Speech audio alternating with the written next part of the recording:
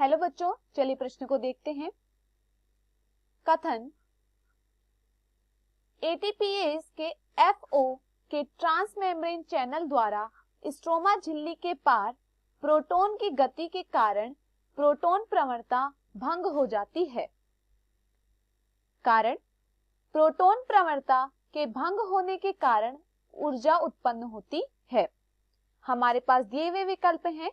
विकल्प ए, both A and R are true and R is the correct explanation of A. विकल्प B, both A and R are true but R is not correct explanation of A.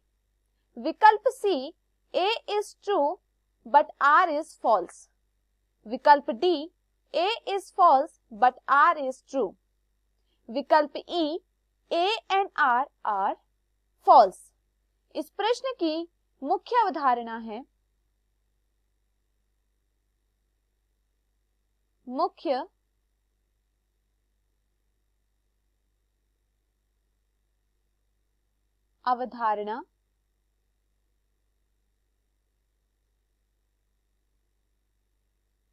इस प्रश्न की मुख्य अवधारणा है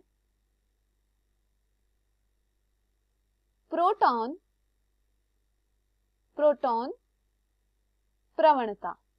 इस प्रश्न की मुख्य अवधारणा है प्रोटॉन प्रवणता।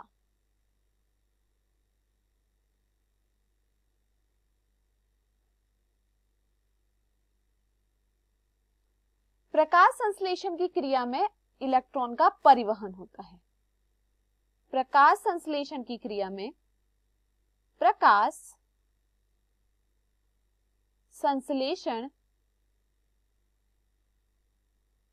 प्रकाश संश्लेषण की क्रिया में इलेक्ट्रॉन परिवहन होता है। प्रकाश संश्लेषण की क्रिया में इलेक्ट्रॉन परिवहन होता है। इलेक्ट्रॉन परिवहन होने से प्रोटॉन प्रवणता उत्पन्न होती है। इलेक्ट्रॉन परिवहन होने से प्रोटॉन प्रवणता उत्पन्न होती है, या मैं कहूं प्रोटॉन प्रवणता पैदा होती है। प्रकाश संश्लेषण से इलेक्ट्रॉन परिवहन हुआ, इलेक्ट्रॉन परिवहन से प्रोटॉन प्रवणता पैदा हुई। प्रोटॉन प्रवणता के पैदा होने के पश्चात एटीपीएस एंजाइम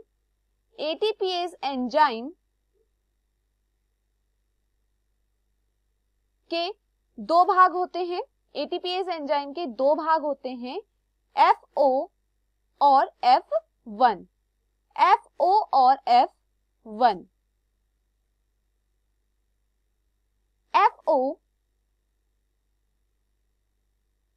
FO के ट्रांसमेम्ब्रेन चैनल के माध्यम से FO के ट्रांसमेम्ब्रेन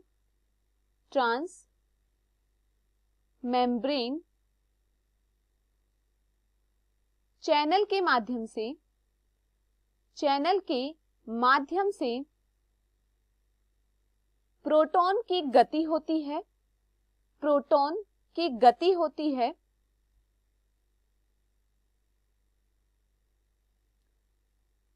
एवं प्रोटॉन की गति के कारण प्रोटॉन प्रवणता टूट जाती है। प्रोटॉन की गति के कारण प्रोटॉन प्रवणता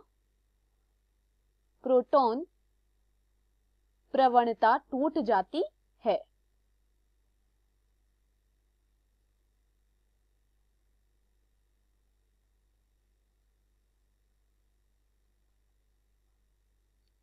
प्रोटॉन प्रवणता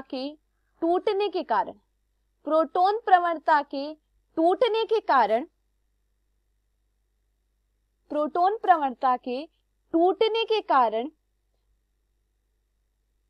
पर्याप्त ऊर्जा प्राप्त होती है। प्रोटॉन प्रवणता के टूटने के कारण ऊर्जा प्राप्त होती है।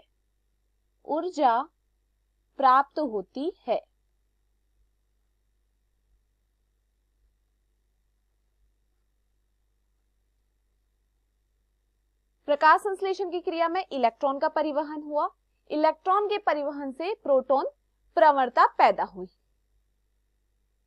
एटीपीएस एंजाइम के F0 के ट्रांस मेम्ब्रेन चैनल से जब प्रोटॉन की गति हुई तो गति के कारण प्रोटॉन प्रवणता टूट गई और प्रोटॉन प्रवणता के टूटने के कारण ऊर्जा प्राप्त हुई। तो प्रोटॉन प्रवणता जब टूटी तो उससे ऊर्जा प्राप्त हुई और ऊर्जा प्राप्त होने से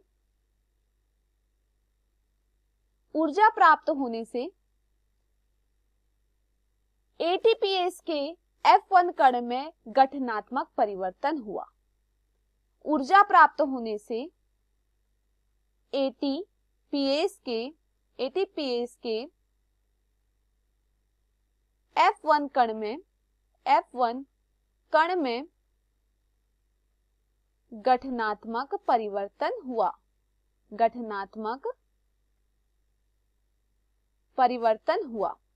या गठनात्मक परिवर्तन होता है। गठनात्मक परिवर्तन होता है।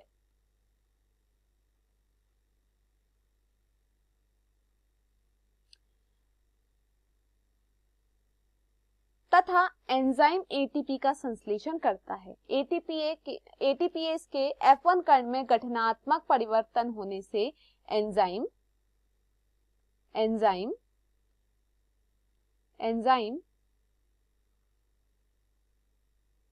एटीपी को संश्लेषित करता है। एटीपी को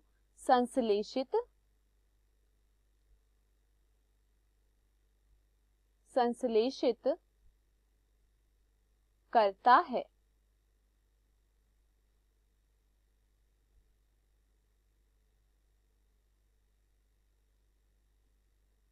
तो दिए हुए कथन को देखते हैं।